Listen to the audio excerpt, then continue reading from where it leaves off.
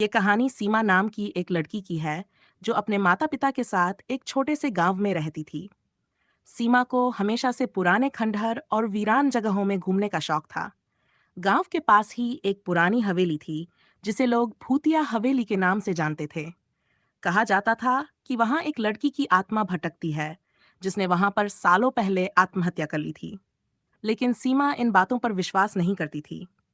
एक दिन उसने अपने दोस्तों के साथ उस हवेली को देखने का निर्णय लिया।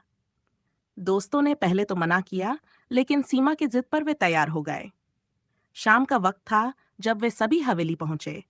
हवेली के चारों ओर घना जंगल था और हवेली की खिड़कियों से हवा में लटकते हुए पुराने पर्दे डरावनी छाया बना रहे थे। अंदर घुसते ही एक अजीब सी ठंडक ने उन्हें घेर लिया। हवेली के अंदर का वातावरण भारी और दम घोटने वाला था। वे धीरे धीरे एक कमरे से दूसरे कमरे में जाने लगे। अचानक सीमा ने एक पुराने आईने में कुछ अजीब देखा। आईने में उसे एक लड़की की धुंधली परछाई दिखाई दी जो उससे बातें करने की कोशिश कर रही थी। लड़की की आंखों में गहरा दर्द और दुख था। सीमा ने हिम्मत करके उस लड़की से पूछा, तुम कौन हो? लड़की ने एक धीमी और उदास आवाज में कहा, मेरा नाम कविता है। मैं इस हवेली की बेटी थी, लेकिन मेरे अपने ही परिवार ने मुझे मार दिया। इतना सुनते ही हवेली की सारी खिड़कियां जोर से बंद हो गईं और दरवाजे भी अपने आप बंद हो गए।